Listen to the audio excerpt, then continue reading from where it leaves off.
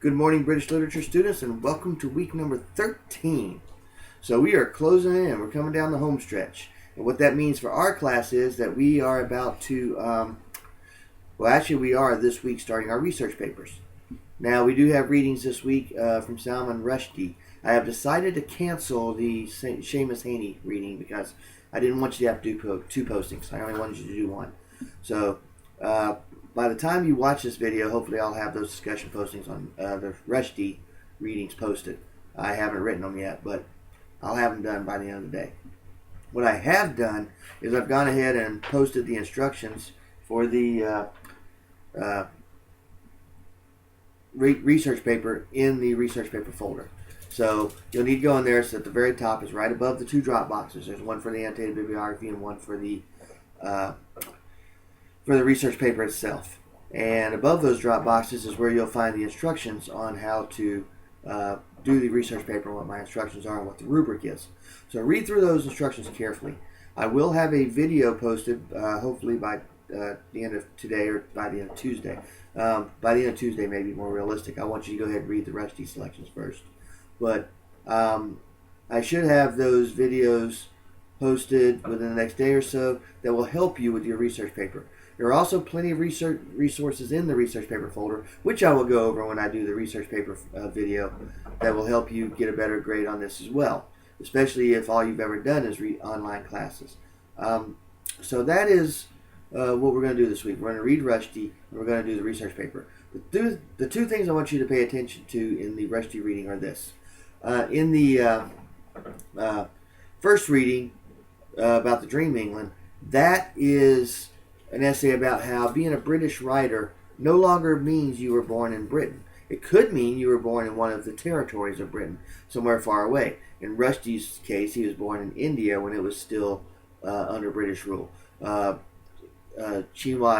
Achebe, he also was born in Nigeria when Nigeria was under British rule. And there are plenty of other countries like Canada and Australia and others that are still under British rule now.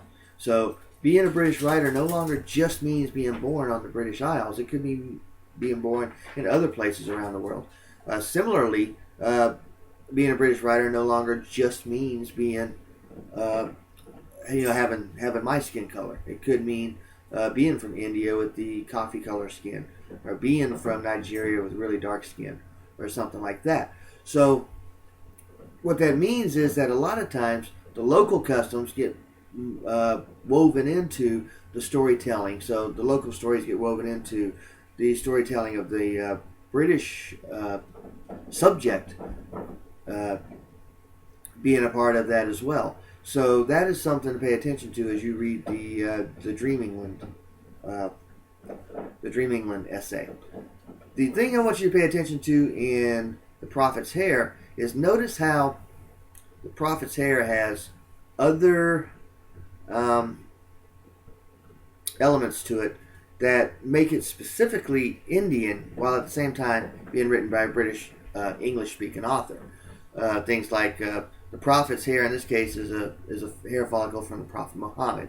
There's lots of magic in this, lots of curses. It takes place in India. It doesn't take place in England, and we saw that with Rudyard Kipling, but now we're going to see it even more so from a guy who was born in India while India was still a British territory, which of course means that Rushdie is quite old, because I think it was 1948 when India finally broke free from British rule.